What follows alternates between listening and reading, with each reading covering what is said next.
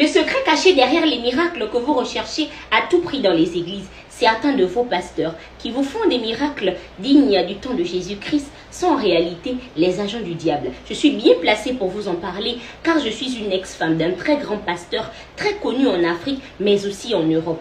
La juriste, bonjour. Je me prénomme Maman Ruth et voici mon histoire. Lorsque j'ai rencontré mon mari, il débutait à peine dans le service pastoral et nous n'avons pas assez de fidèles. Alors, il a commencé à se poser de multiples questions. La soif de pouvoir se faisait voir, la soif d'argent, de célébrité. Mon mari était très ambitieux. Et c'est par ce chemin-là que le diable l'a détourné du véritable chemin de Dieu. Il est devenu une personne satanique. Tout a véritablement commencé lorsque nous avons commencé à perdre nos fidèles un à un. Et les jours où mon mari et moi passons le culte à l'église sans aucun fidèle s'accumulait. C'est ainsi qu'il a commencé à se poser la question de savoir quel était le secret des grands hommes de Dieu pour que leurs églises demeurent toujours pleines. Très vite, nous avons fermé notre église par manque de moyens et de fidèles. C'est ainsi que mon mari a décidé de se rapprocher des grands hommes de Dieu du pays afin de pouvoir avoir quelques conseils pour que son église soit prospère.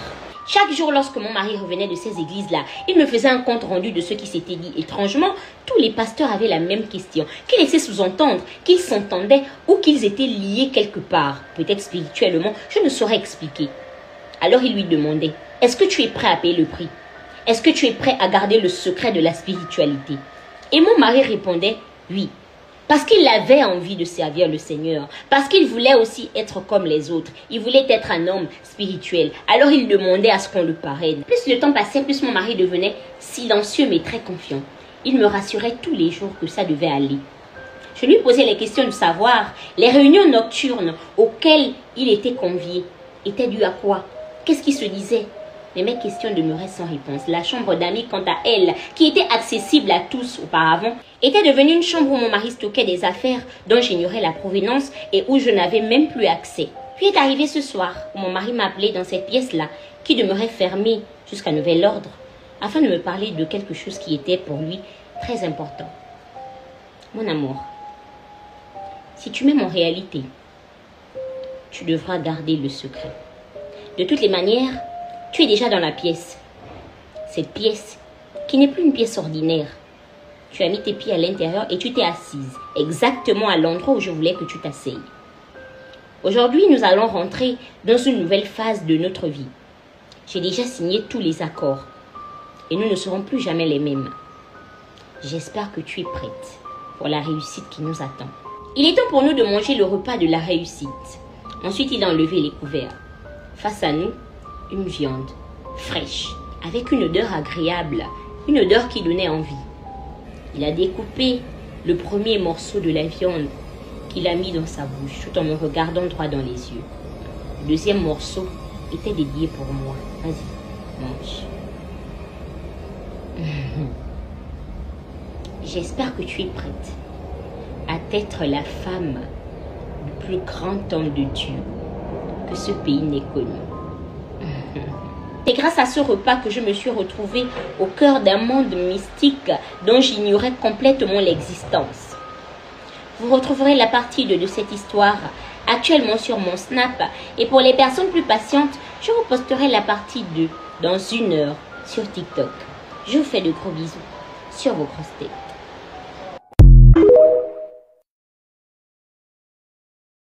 Le secret caché derrière les miracles que vous recherchez à tout prix dans les églises. Partie 2 de l'histoire. Un soir, alors que j'attendais mon chéri aux environs de 3 heures du matin, il est rentré, mouillé de la tête aux pieds, muni d'un gros sac.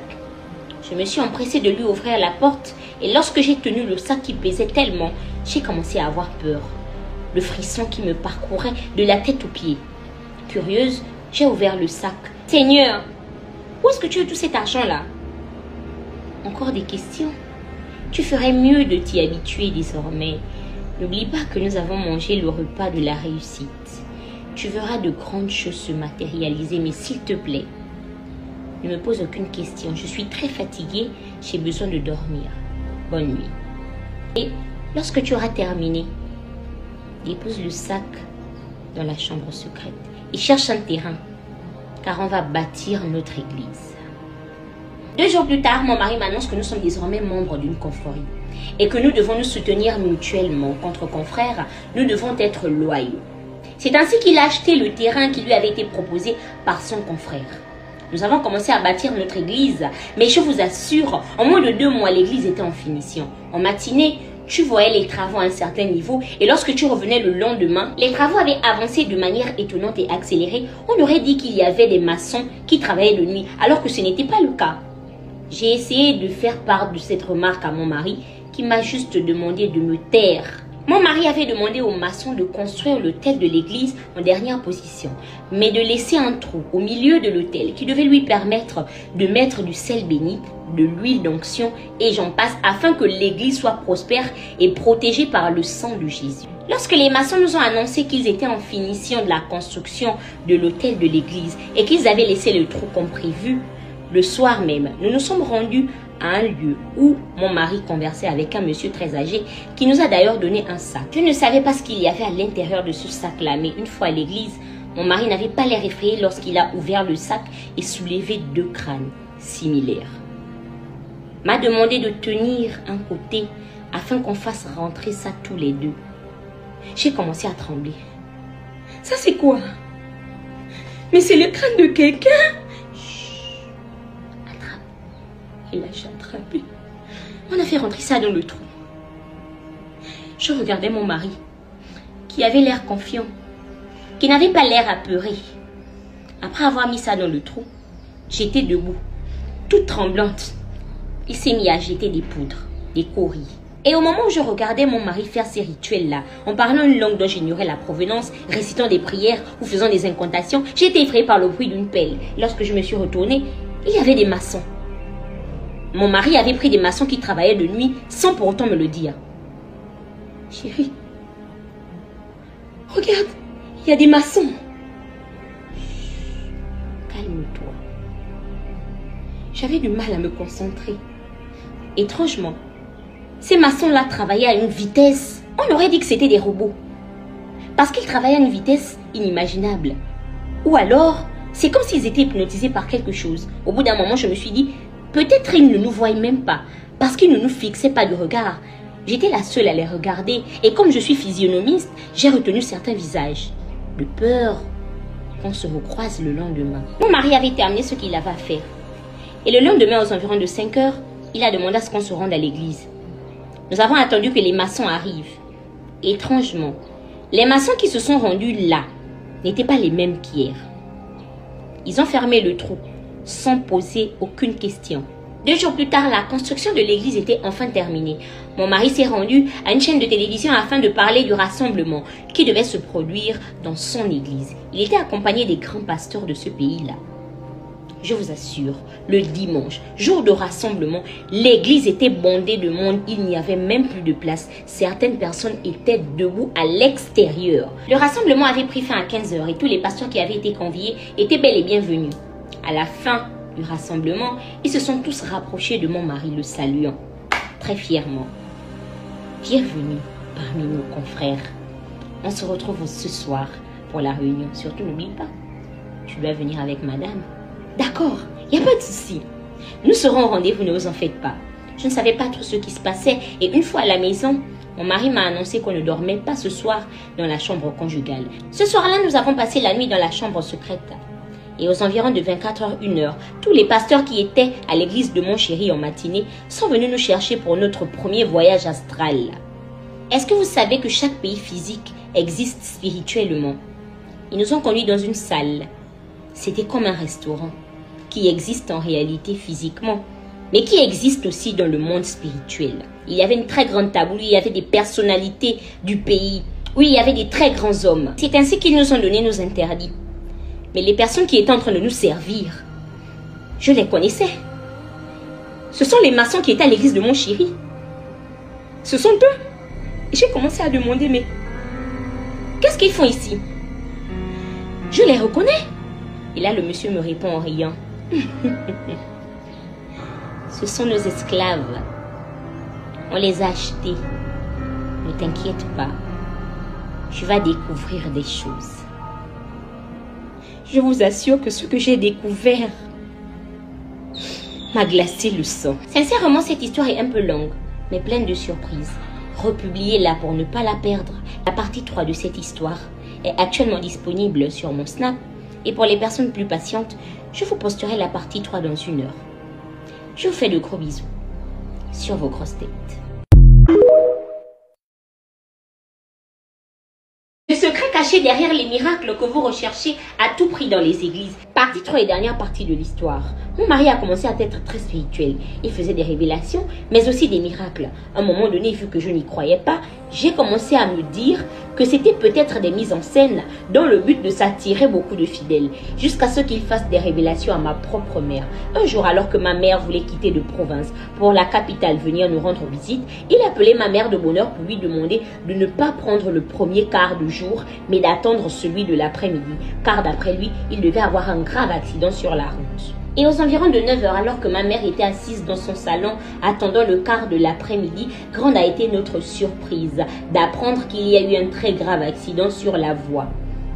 Étonnée de voir à quel point mon mari était devenu puissant, était même capable de prédire les choses qui pouvaient se passer avant qu'elles ne se produisent. Je n'étais plus conviée aux réunions mystiques. Je n'avais plus aucune idée de ce qui se passait dans le monde astral. Jusqu'à ce qu'un dimanche, après le culte, je sois convoquée dans le bureau de mon mari où il était en présence de ses confrères. Où ils m'ont clairement annoncé qu'il fallait que je mette la main à la pâte car d'après tout, je profitais des avantages du nouveau statut de mon mari. Je jouissais de ses nouveaux biens. C'est ainsi que ce même soir, j'ai découvert le marché mystique que connaissait apparemment déjà mon mari ainsi que le fonctionnement de celui-ci. Ils m'ont dit que désormais je devenais la coursière. Nous sommes arrivés dans ce marché-là où on me faisait visiter, où on vend de tout. Ils vendent les étoiles de vos enfants. Ils vendent les esclaves, qui sont en réalité les âmes que les parents ont vendues. Au fur et à mesure, ils me faisaient visiter le marché en m'expliquant son fonctionnement. Regarde, c'est par ici où on vend les étoiles. Au cas où tu as besoin d'étoiles, c'est par ici. Si on t'envoie acheter des étoiles, faut voir celui-là. C'est un bon commerçant, il fait de très bons prix. Ici, c'est là où on vend les esclaves, tu vois. Au cas où tu as besoin des maçons. Tiens, les maçons dont tu parlais la dernière fois avoir vu sur votre chantier d'église. C'est ici où on les a achetés. Ils nous appartiennent. En fait, ce sont nos esclaves. Ils font tout ce qu'on veut. Allez, avance. Et parmi les enfants qui étaient vendus, j'ai reconnu le fils d'une dame veuve chez qui j'achetais souvent mes condiments au quartier.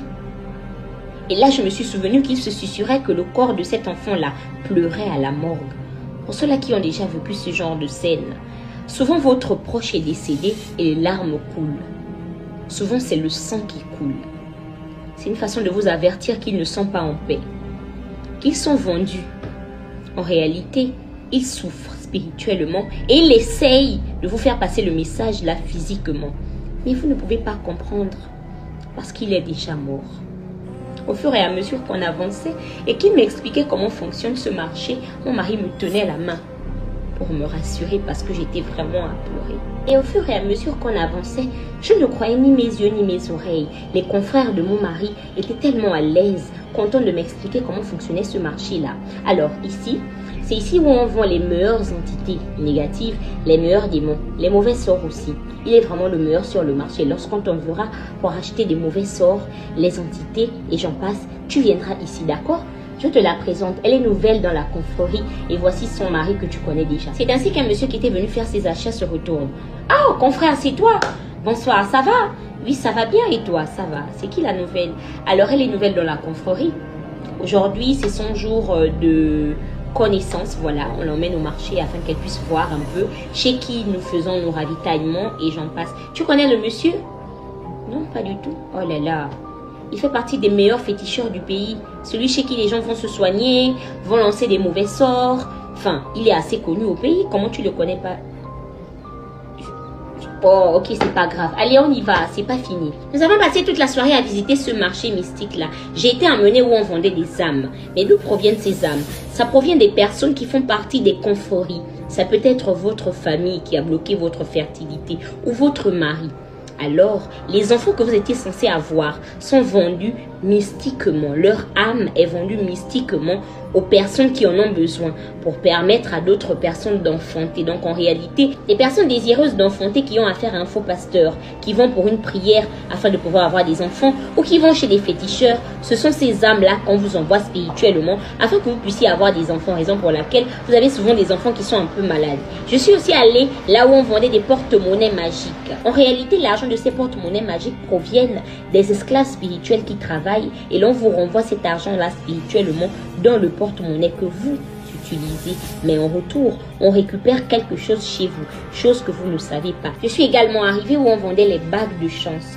En réalité, ces bagues-là sont faites à base d'étoiles des enfants d'autrui. Je suis également arrivée où on vendait la fertilité des personnes qui ont vendu leur fertilité pour avoir de l'argent. Cette fertilité-là est vendue dans ce marché-là pour des hommes désireux d'être fertiles. Je suis également arrivée où on vendait la vue. Pour les personnes qui sont bien nées, mais finalement ont perdu la vue, leur vue est en réalité vendue dans le marché mystique, ce qui permet à certains pasteurs ou certains guérisseurs de redonner la vue à ceux-là qui sont nés aveugles. Je suis également arrivée où on vendait l'intelligence, parce qu'on ne vend pas que du négatif là-bas. Il y a toutes sortes de choses que vous pouvez imaginer ou ne même pas imaginer. Ton fils, ta fille était intelligente à l'école, elle est devenue nulle, on a volé son intelligence. Tu vas à l'église, tu as affaire à un faux pasteur, il va racheter l'intelligence de ton enfant dans la nuit, il fait semblant de faire un travail spirituel et il restitue l'intelligence qui a été volée. C'est ainsi que j'ai su d'où venait le pouvoir de guérison, de révélation et de persuasion de mon mari. Au fur et à mesure qu'il devenait plus grand, on lui a donné une bague qui lui permettait de voler les étoiles et les chances de tout le monde, même des inconnus, des personnes qui venaient dans notre église juste pour prier ou juste par invitation, se retrouvaient dépossédés de leurs biens. Mon mari n'avait pas besoin de toucher la tête de sa victime pour voler son étoile ou sa chance. Il suffisait simplement d'un bonjour réciproque. Il suffisait simplement qu'il te touche d'une certaine manière et il arrivait à récupérer. Laissez-moi vous dire que toutes les personnes mystiques n'ont pas forcément besoin de toucher votre front ou votre tête pour voler ce qu'ils veulent. Ils ont plusieurs façons de faire. Tout allait bien financièrement pour nous et nous avons beaucoup investi. Nous nous sommes entendus sur le fait de jamais toucher à la famille. C'était mal connaître mon mari. Il était assoiffé de pouvoir. Il voulait encore plus. Alors il a décidé de toucher au sien. Ça ne me dérangeait pas. Il a vendu sa propre petite sœur, sous prétexte qu'elle était attardée mentale. Pour lui, elle ne servait à rien. Il a commencé à toucher aux étoiles de ses frères et sœurs. Il ne s'est pas arrêté là. Il a touché à sa propre mère et à son père. Un dimanche avant le culte, il m'annonce qu'il aura besoin de ma mère. Quelle mère? Et ta mère? Elle est déjà âgée. Ça va, c'est bon, on en a besoin là. Je ne te permets pas de toucher à ma mère, que ce soit la première et la dernière fois que tu me reparles de ça. Ok, d'accord. Comme tu veux. Durant tout le culte, j'étais assise à regarder son cinéma. Comment est-ce qu'il était en train de faire semblant d'opérer des miracles faits à base de sorcellerie. Le même soir, ma mère a fait un malaise, elle s'est retrouvée dans le coma et mort s'en est suivie. J'ai également touché à sa sœur, dont il ne voulait pas qu'on touche. Mort s'en est suivie. Œil pour œil, dent pour dent. C'est ainsi que notre guerre a commencé. Le divorce s'en est suivi. Nous sommes liés spirituellement, mais actuellement en guerre. Je ne compte pas laisser que le meilleur gagne. Prenez mon message en considération et faites très attention à l'endroit où vous priez. Je sais que vous avez déjà été face à ce genre de situation où les hommes qui se disent être de Dieu viennent opérer des miracles et lorsqu'ils retournent, tout le monde redevient comme il était avant. C'est parce que tout simplement, ces mêmes gens-là reviennent la nuit récupérer ce qu'ils avaient donné à vos proches. N'oubliez surtout pas que lorsque vous me voyez, avant même que je n'ai dit un mot, vous devez liker. C'est la fin de cette histoire. Un réel plaisir pour moi de faire vivre les histoires de mes abonnés incroyables. Car avec moi, l'histoire, on ne la raconte pas, on la vit. Alors n'oubliez pas de vous abonner au maximum et de venir me suivre sur Snap. À chaque fois que vous me voyez, vous likez automatiquement. On est d'accord? Je vous fais de gros bisous sur vos grosses têtes.